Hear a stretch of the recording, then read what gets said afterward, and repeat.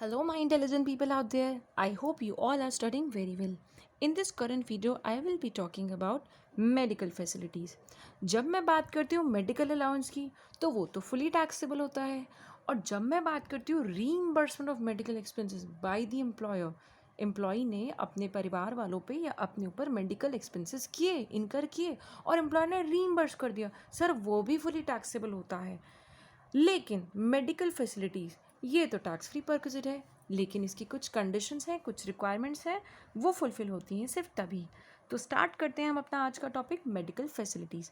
अगर medical facility मिल रही है in the hospital, dispensary, nursing home, clinic maintain by employer himself, employer का खुद का ही हॉस्पिटल, खुद की ही डिस्पेंसरी, खुद का ही नर्सिंग होम या खुद का ही क्लिनिक है, अगर यहाँ पर एम्प्लॉय के घर के सदस्यों को या एम्प्लॉय को अगर मेडिकल सुविधाएं मिल रही हैं तो that will be your tax free perquisite. It shall not be treated as a perquisite in actual.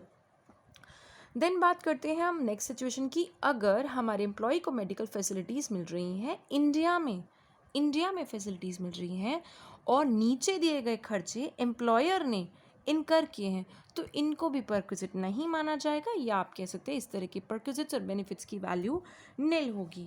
तो बात आती है पहली सिचुएशन की कि जहाँ पर एक्सपेंडिचर इनकर किया है एम्प्लॉयर ने अपने एम्प्लॉय पे या उसके घर के किसी सदस्य की मेडिकल ट्रीटमेंट पर, अगर ऐसा इलाज किसी ऐसे हॉस्पिटल में हुआ है जो कि गवर्नमेंट या लोकल अथॉरिटी का हॉस्पिटल है या ऐसा हॉस्पिटल है जो कि गवर्नमेंट ने अपने एम्प्लॉय के लिए अप्रूव कर रखा है तो प्राइवेट हॉस्पिटल लेकिन CGHS की लिस्ट में आता है, दिल्ली गवर्नमेंट हेल्थ स्कीम की लिस्ट में आता है, तो वो उनके एम्प्लॉयज़ के इलाज के लिए अगर गवर्नमेंट ने किसी प्राइवेट हॉस्पिटल को अप्रूव किया है या एक प्राइवेट एम्प्लॉय है वो गवर्नमेंट हॉस्पिटल में जाके इलाज करा रहा है या लोकल अथॉरिटी के द्वारा चलाए गए हॉस्पिटल में इलाज करा रहा है, अगर उसके खर्चा जो है वो एम्प्लॉयर दे रहा है उस एम्प्लॉय के घर के सदस्य के इलाज के लिए या एम्प्लॉय ही अगर खुद पेशेंट है उसके इलाज के लिए, अगर ऐसे हॉस्पिटल में इलाज हो रहा है तो परक्विजिट नहीं माना जाएगा, या आप कह सकते हैं परक्विजिट की वैल्यू नील होगी। देन बात आती है अगर इलाज तो इन हॉस्पिटल्स में नहीं हुआ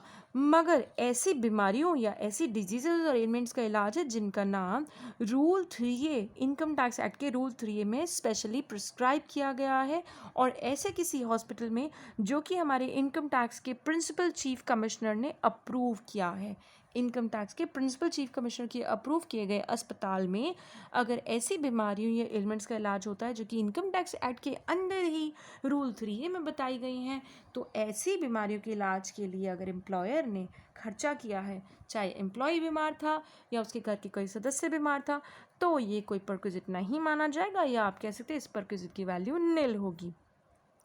और बात ख़त्म नहीं होती है, ऐसे केस में एम्प्लॉय को एक सर्टिफिकेट अपने रिटर्न ऑफ इनकम के साथ अटैच करना है जो कि हॉस्पिटल के द्वारा लिखा हुआ होगा, जिसमें ये स्पेसिफाई किया जाएगा कि डिज़ीज़ क्या थी, किस डिज़ीज़ का हमने इलाज किया है इस पेशेंट का और इन्होंने कितने पैसे पे किए हैं, the receipt of the amount पे। तो ये दोनों चीज़ें उनको अपने एम्प्लॉय को अपनी रिटर्न ऑफ इनकम के साथ अटैच करना है and this will not be treated as a perquisite. Then बात आती है अगर एम्प्लॉयर ने एम्प्लॉय की हेल्थ का इंश्योरेंस करवाना चाहा है या उसके घर के सदस्यों का इंश्योरेंस कराना चाहे किसी ऐसी इंश्योरेंस स्कीम के तहत जो कि या तो सेंट्रल गवर्नमेंट ने अप्रूव करी है या IRDA वालों ने, insurance regulatory development authority of India, इन दोनों में से किसी ने भी अगर इंश्योरेंस स्कीम को अप्रूव किया है और ऐसी इंश्योरेंस स्कीम का इंश्योरेंस प्रीमियम अगर एम्प्लॉयर दे रहा है तो ये भी कोई परक्विजिट नहीं माना जाएगा, it shall not be treated as a perquisite. Then बात आती है any reimbursement by the employer of any insurance premium paid by the employee for insurance for his health or the health of any member of his family। अगर employ ने अपनी health का या अपने परिवार के किसी सदस्य की हेल्थ का इंश्योरेंस करवाया है उन्हीं स्कीम्स के तहत जो कि सेंट्रल गवर्नमेंट या IRDA की अप्रूव करी हुई इंश्योरेंस स्कीम है, ऐसी स्कीम के तहत वो इंश्योरेंस प्रीमियम दे रहा है और उसकी रीइंबर्समेंट एम्प्लॉयर कर रहा है, तो ये भी कोई परक्विजिट नहीं माना जाएगा। ये तो था विद इन इंडिया का कंसेप्ट। अब बात करते हैं इंडिया के बाहर। अगर एम्प्लॉयर कोई खर्चा उठा रहा है अपने एम्प्लॉय का, वो प्रॉपरली टैक्स फ्री परक्विजिट होगा अगर expenses on the medical treatment of the employee or any member of his family outside India, India के बाहर वो इलाज कराने गए हैं, it shall be tax free to the extent permitted by Reserve Bank of India. बीमारी के इलाज के लिए, किसकी बीमारी के लिए इलाज के लिए? अगर एम्प्लॉय खुद पेशेंट है या उसका घर का कोई सदस्य बीमार है, इंडिया के बाहर जाके अगर उन्हें इलाज कराना पड़ रहा है तो वो टैक्स फ्री परक्विजिट होगा, जितना हमारा आरबीआई समय समय पर स्पेसिफाई करेगा। देन बात आती है जो बाहर ट्रीटमेंट कराना चाहेंगे उनको वहाँ रुकना भी पड़ेगा, स्टे भी करना पड़ेगा। अगर बाहर रहने का खर्चा, स्टे अब्रॉड, स्टे करना, अब्रॉड में स्टे करने के एक्सपेंसेस जो हैं, जहाँ पर एक पेशेंट के साथ कोई अटेंडेंट भी घर से साथ जाता है, तो वहाँ पर जो एम्प्लॉय को या उसके घर के किसी सदस्य को बाहर इलाज के लिए ये जो बाहर रहने का खर्चा मिल रहा है वो भी टैक्स फ्री होगा, जितना reserve Bank of India permit करेगा समय समय पर। देन बात आती है, अगर आपके क्वेश्चन में ये आएगा तो आपको साथ के साथ ही लिखा होगा कि इस पर्टिकुलर केस में आरबीआई ने कितना परमिट किया है। आप उस हिसाब से वैल्यू निकाल सकते हैं। जितना परमिट किया होगा वो टैक्स फ्री होगा और जो परमिशन के बियॉन्ड अमाउंट होगा वो टैक्सेबल हो जाएगा। देन बात आती है, बाहर इलाज कराने जाएंगे तो ट्रैवल का खर्चा भी तो होगा, बाहर की टिकट्स भी तो लगेंगी। तो जो ट्रैवल एक्सपेंसेस होते हैं एक पेशेंट का और उसके साथ जाने वाले एक अटेंडेंट का, तो यहाँ पे वही हिसाब है। अगर एक एम्प्लॉय या एम्प्लॉय के घर के किसी सदस्य का इलाज इंडिया के बाहर हो रहा है, ये ट्रैवल एक्सपेंसेस भी टोटली टैक्स फ्री होंगे उस एम्प्लॉय के लिए जिसकी साल की ग्रॉस टोटल इनकम सभी सोर्सेज से, ऑल 5 हेड्स, अलग अलग हेड से टोटल मिला के जो उसकी टोटल इनकम आती है, अगर वो एनुअली 2 लाख से ज़्यादा नहीं होती है तो उसके ट्रैवल एक्सपेंसेस भी अगर एम्प्लॉयर दे रहा है तो वो टोटली टैक्स फ्री परक्विजिट होगा। इसको,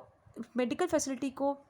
याद रखते वक्त मेरी 2 बातें ध्यान में रखना कि मेडिकल फैसिलिटी टैक्स फ्री है लेकिन मेडिकल अलाउंस फुली टैक्सेबल है। और अगर मेडिकल एक्सपेंसेस की रीइंबर्समेंट जो कि एम्प्लॉय ने पहले इंस्टेंस में, तो पहले एम्प्लॉय ने अपनी जेब से खर्चा किया, फिर एम्प्लॉयर ने खर्चा वापस कर दिया, रीइंबर्स कर दिया, वो भी फुली टैक्सेबल है। लेकिन मेडिकल फैसिलिटी जो कि आपको इस वीडियो में सिखाया गया है कि एम्प्लॉयर का हॉस्पिटल है, गवर्नमेंट हॉस्पिटल है, पर्टिकुलर बीमारियों के इलाज के लिए है, इंश्योरेंस प्रीमियम दिया गया है अप्रूव्ड स्कीम का जो कि सेंट्रल गवर्नमेंट या आईआरडीए की अप्रूव्ड है, या इंडिया के बाहर इलाज कराने गया है तो आरबीआई बताएगा कितने तक टैक्स फ्री है, इंडिया के बाहर इलाज करने गए तो रहने का खर्चा वो भी आरबीआई बताएगा कितना टैक्स फ्री है, और जो आने जाने का खर्चा है वो उसके लिए टैक्स फ्री होगा जिसकी साल की टोटल इनकम 2 लाख से ज़्यादा नहीं है। लेकिन मेडिकल अलाउंस भी फुली टैक्सेबल है और मेडिकल एक्सपेंसेस का रीइंबर्समेंट एम्प्लॉयर द्वारा भी पूरी तरह से टैक्सेबल है। और जब बात एम्प्लॉय के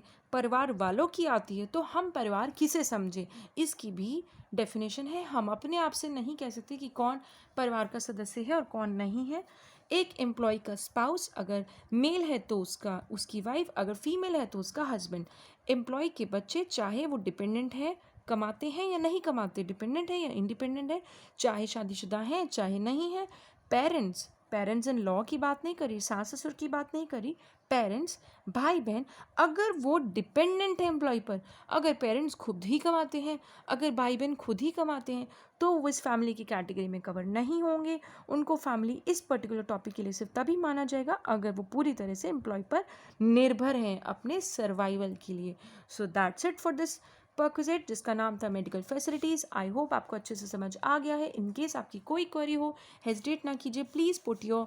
comment in the comments box below and get your query resolved. Thanks for watching. Stay connected. Bye for now. And yes, do watch out my next video on leave travel concession. Bye.